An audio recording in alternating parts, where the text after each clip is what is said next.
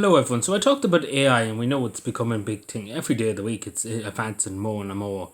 And the unfortunate thing is, of course, the cost of RAM for computers and stuff is going up because obviously AI is taking up all the RAM to produce images and etc. So that's why the RAM is going up.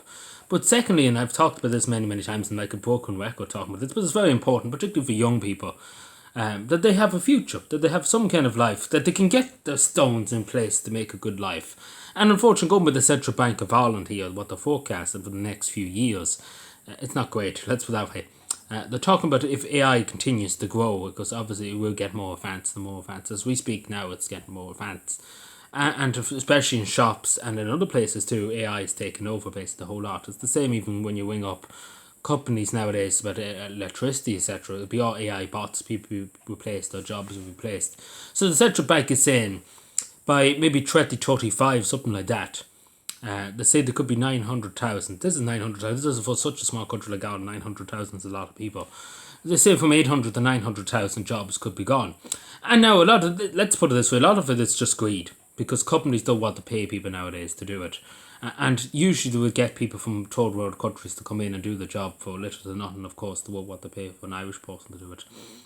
But this is the thing, as we speak now, there's a lot of people being laid off in different things, like this, particularly in artists and particularly people who do graphic designs, etc. A lot of them are getting the sack because AI is taking away all their work, and that's what happened. And the same in the shops. And I know shop work and stuff, but it's still very important for society and particularly for young people. If they wanting a part-time work in college, say for example, not a full-time job, but just a part-time stacking shelves, etc. on the weekend.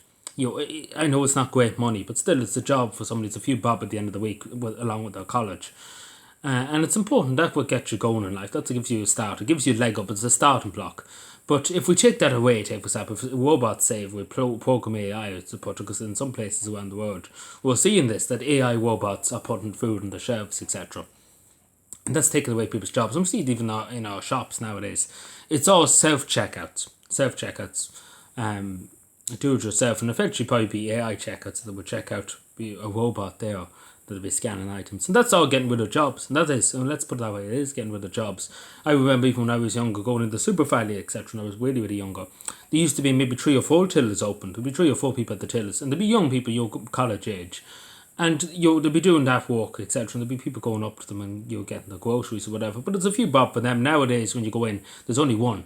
In my local Super Valley here, there's only one. Used to be 4. Used to be 4 the checkouts, and then done away with 3. So there's 3 jobs gone. They're replaced by do it yourself, and of course AI too probably soon.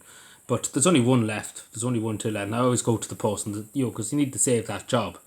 Because then them 3 people are gone.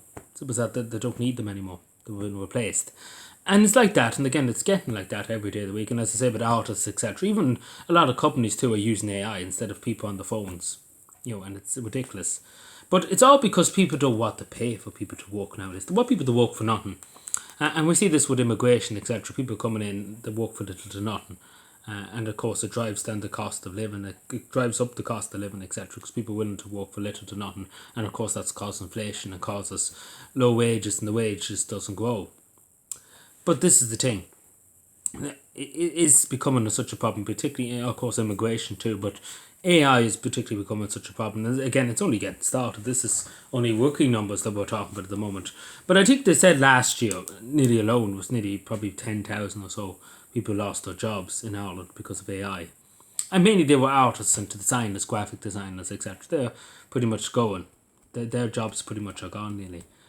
But it's a worrying thing. Of course, it's good that it can help people out, etc. It can help, but it shouldn't help. Like at the end of the day, people have brains for reason to think.